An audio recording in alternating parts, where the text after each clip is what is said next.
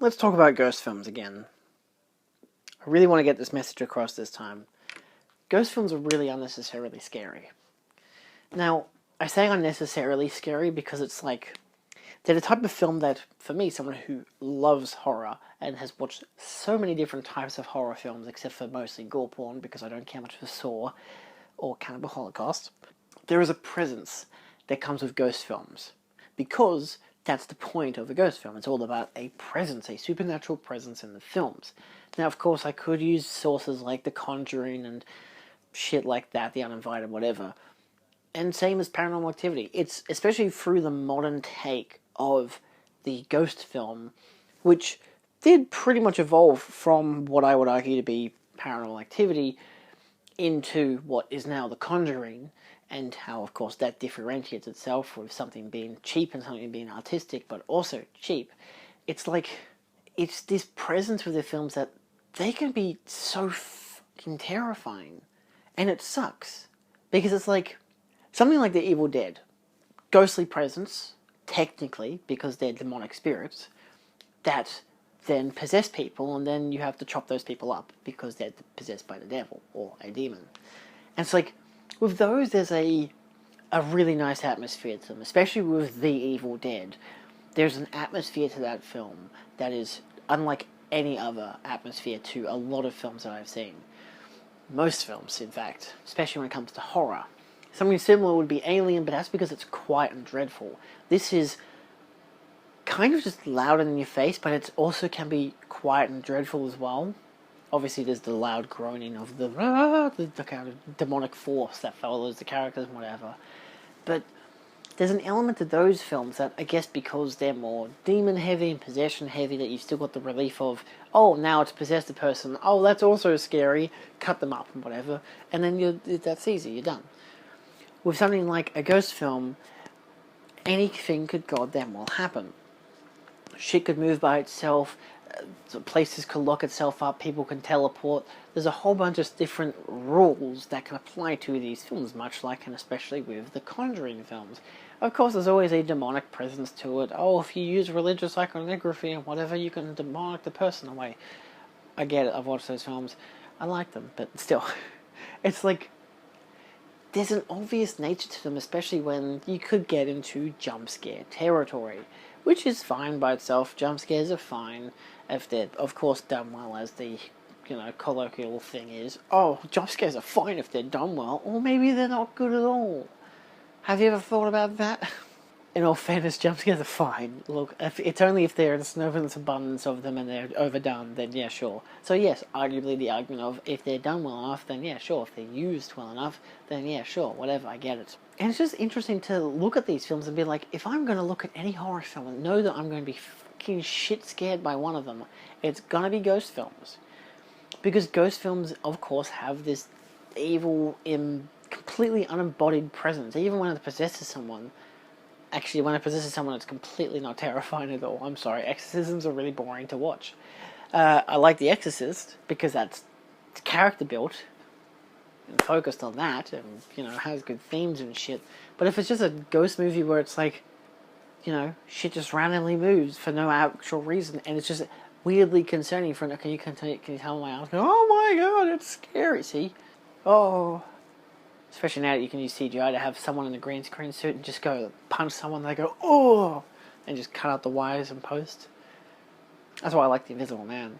It's literally a dude in a green screen suit beating up people. It's great. No, that's not the point of that movie, I get it. But still, it's just an interesting aspect of something that you have as a creative control to scare an audience is simply, thing moves by itself.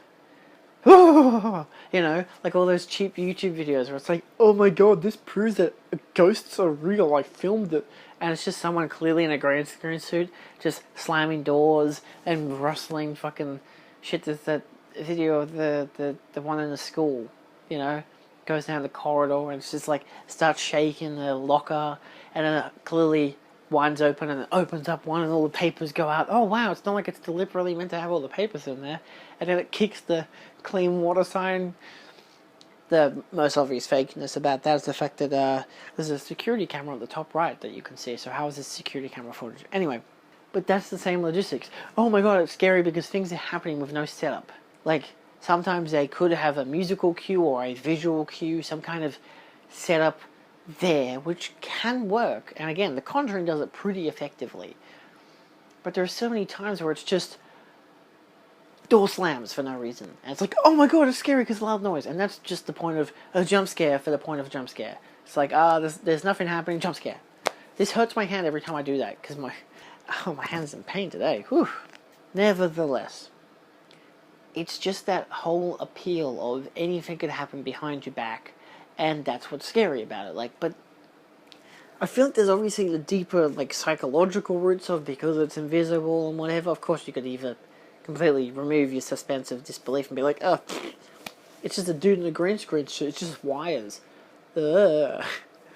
You know, some ghost films are really creative. Again, the classics like The Uninvited or even like Crimson Peak, there's stuff like that where it's like it utilizes these ghosts in physical essence of actually showing you a physical essence of them. The Haunting of Hill House does that really well as well because the modern version especially, where yeah, sure, it'll have things move by itself and that'll be scary and it'll have this kind of presence to it, this kind of I don't know how to control this presence because I don't know what's happening, and that's what makes it scary, because you don't know what's safe and whatever. But then there's the additional fear of actually seeing the creatures. There's no possession, per se, or there might be, it doesn't really matter. But that's not the scary part. The scary part is the fact that these things are taking forms that are even creepier than, because they're so surrealist, the top hat man, or the crooked neck chick, that kind of shit. And amplifying that to mix the two kind of elements of horror, what you can't see and can't predict versus what you can see and you can predict it, and it's both as terrifying as each other. You know exactly what's going to happen, and you don't want it to happen. You don't know what's going to happen, and you don't want anything to happen. That's why the first half of Paranormal Activity is boring as shit. You know? Just nights of nothing happens. Oh no, a plate moved. Nothing happens. Oh no, a door moved. Nothing, you know? Oh no, a baby moved! Anyway.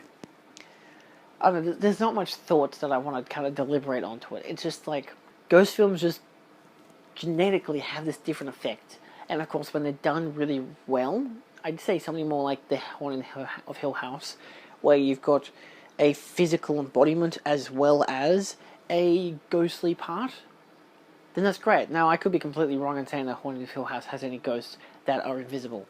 That's potentially accurate, because it's been a few years since I watched it. I might be misremembering it. But if you have that element where you could give them a form and whatever, that's just as terrifying as not being able to see it.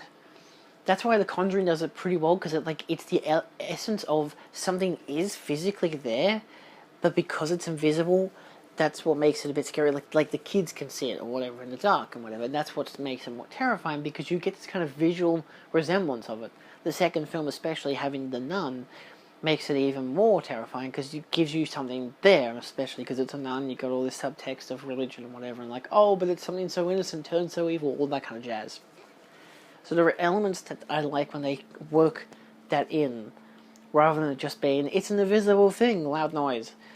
And again, jump scares, ghost films are inherently scary because of jump scares, but if they utilize atmosphere and how they delineate from this mystical and physical reality of this invisible being, whether it has a physical presence or whether it doesn't actually have a physical presence that you can never see, then sure, maybe the scarier part of Paranormal Activity is near the ending, where you know that this is some kind of demonic creature, but because you can't really visualize it, despite having footprints there, it doesn't really give the creature itself much of a fear factor. You're not scared of the creature, you're just scared of the loud noises that are going to happen. And if you're only scared of the loud noises that are going to happen, then who really cares?